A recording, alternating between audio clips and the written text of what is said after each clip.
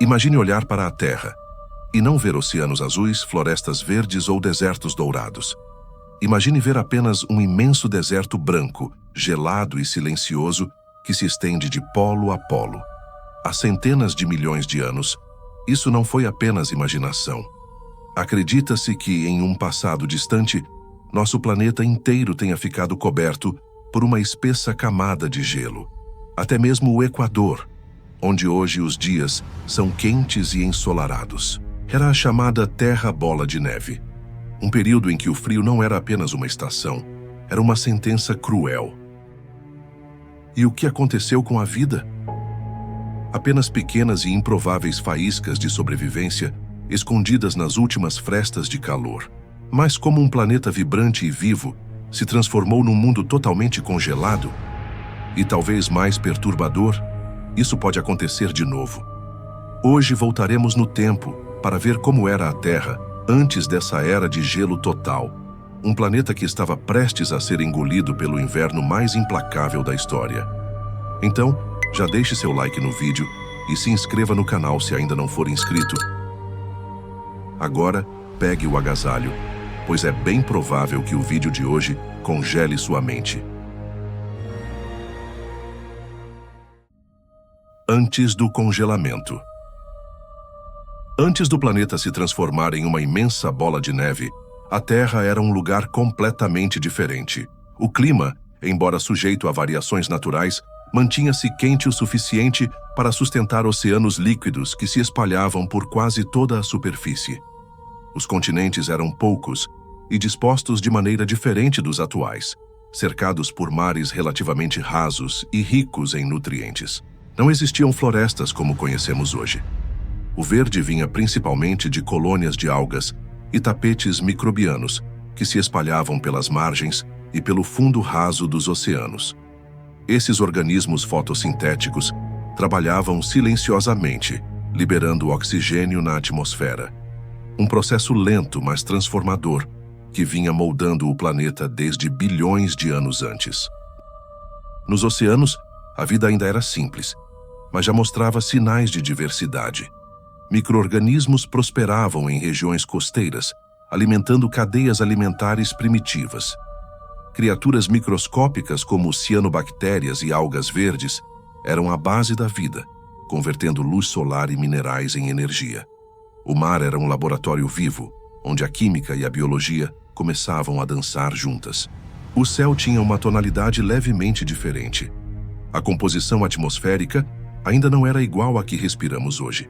Havia mais dióxido de carbono e menos oxigênio. Isso ajudava a manter o planeta aquecido, retendo o calor do Sol. Parecia um mundo em equilíbrio, lentamente evoluindo rumo à complexidade.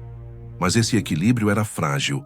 Bastaria uma mudança sutil, uma perturbação invisível no sistema climático, para transformar completamente o destino da Terra.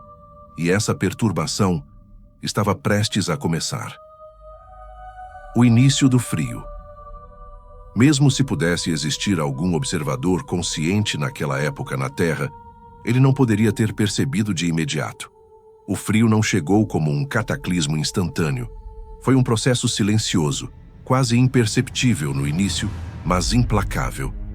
Pequenas mudanças no clima começaram a se acumular, e pouco a pouco, o planeta foi perdendo seu calor. Entre as principais explicações científicas, uma das mais aceitas envolve a movimentação dos continentes. Durante esse período, as massas de terra começaram a se agrupar em regiões próximas ao Equador. Isso aumentou a quantidade de rochas expostas a climas quentes e úmidos, acelerando o processo de intemperismo químico, uma reação que retira dióxido de carbono da atmosfera. Com menos CO2 para reter o calor, a Terra começou a esfriar gradualmente. Outro fator possível foi a queda repentina na atividade vulcânica, reduzindo a emissão de gases de efeito estufa. Além disso, há evidências de que o Sol, na época, emitia menos energia do que hoje. Juntos, esses elementos criaram uma tendência global de resfriamento. Mas nem todos os cientistas acreditam apenas em causas naturais. Algumas teorias mais ousadas sugerem que o congelamento global poderia ter sido intensificado por eventos extraterrestres, como o impacto de um grande asteroide que teria levantado poeira suficiente para bloquear parte da luz solar por décadas. Outras ideias ainda mais controversas especulam sobre uma intervenção artificial. E se o planeta tivesse sido deliberadamente resfriado, como parte de um experimento de escala planetária? Independentemente da causa, o efeito foi implacável. As geleiras começaram a se expandir dos polos em direção ao Equador, refletindo cada vez mais luz solar e acelerando o resfriamento.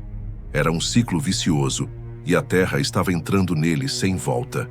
A transformação foi lenta, mas irreversível. Ao longo de milhões de anos, o resfriamento global deixou de ser apenas uma tendência climática e se tornou um processo fora de controle. As geleiras avançavam sem parar, engolindo continentes, cobrindo montanhas e transformando oceanos em desertos de gelo. Estamos falando de um período estimado entre 720 e 635 milhões de anos atrás, dentro do chamado período criogeniano, no final da era neoproterozoica. As evidências indicam que não foi um único inverno eterno, mas sim 2 episódios glaciais de escala planetária: a glaciação Sturtiana, entre aproximadamente 717 e 659 milhões de anos atrás, e a glaciação Marinoana, entre cerca de 650 e 635 milhões de anos atrás.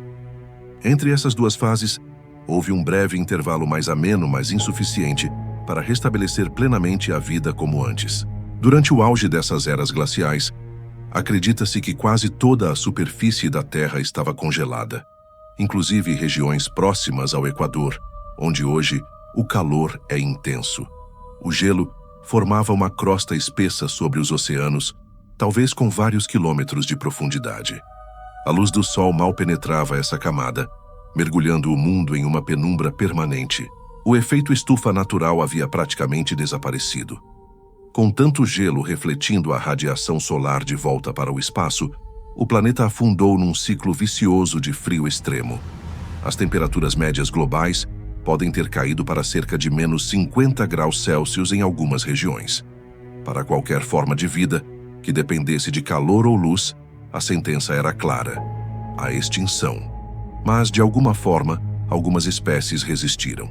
A Terra congelada se tornou um cemitério silencioso. A imensa camada de gelo cobria oceanos e continentes. Não era apenas uma barreira física, era também uma sentença ecológica. Sem luz solar suficiente para penetrar nas águas, a fotossíntese praticamente cessou. Isso significou o colapso imediato das cadeias alimentares baseadas em organismos fotossintéticos, desde microalgas até criaturas um pouco mais complexas que dependiam delas para sobreviver. A vida marinha foi a mais atingida. Nas regiões superficiais, onde antes havia abundância de organismos microscópicos, reinava agora um vazio gelado. Apenas em alguns pontos muito específicos, como em regiões com atividade vulcânica no fundo do mar, a vida conseguiu resistir. Nessas zonas hidrotermais, calor e minerais escapavam das profundezas da crosta terrestre, permitindo que comunidades de micro-organismos sobrevivessem através da quimiossíntese, um processo que dispensa a luz do sol e utiliza energia química para produzir alimento. Na superfície, a situação era ainda mais dramática. Qualquer forma de vida que dependesse de calor ou vegetação foi extinta rapidamente. Rios e lagos congelaram até o fundo. Os continentes, cobertos por gelo e neve, se tornaram terras mortas. Não há indícios de que plantas terrestres tenham sobrevivido. A vegetação que existia antes do congelamento desapareceu completamente. Mesmo assim, a vida não foi extinta por completo. Pequenos nichos aquecidos, seja em fissuras submarinas ou lagos subterrâneos isolados, continuaram abrigando organismos resistentes.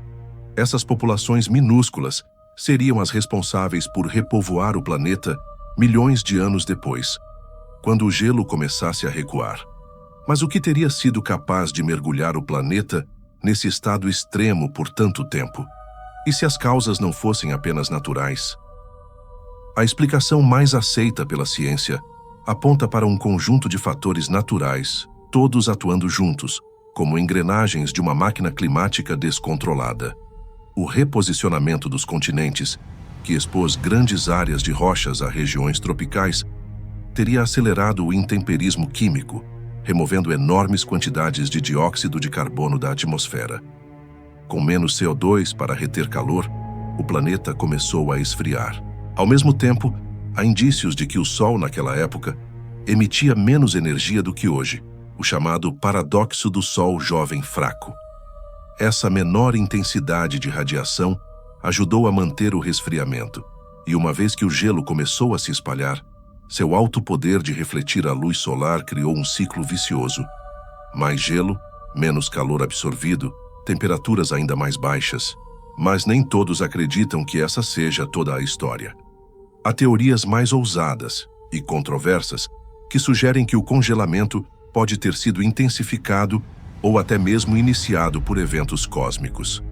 O impacto de um asteroide, por exemplo, poderia ter levantado poeira suficiente para bloquear a luz do Sol durante décadas, dando o empurrão final para mergulhar o planeta no frio extremo. Outros vão ainda mais longe. E se esse congelamento não tivesse sido um acidente? E se alguém ou algo tivesse manipulado o clima global de propósito?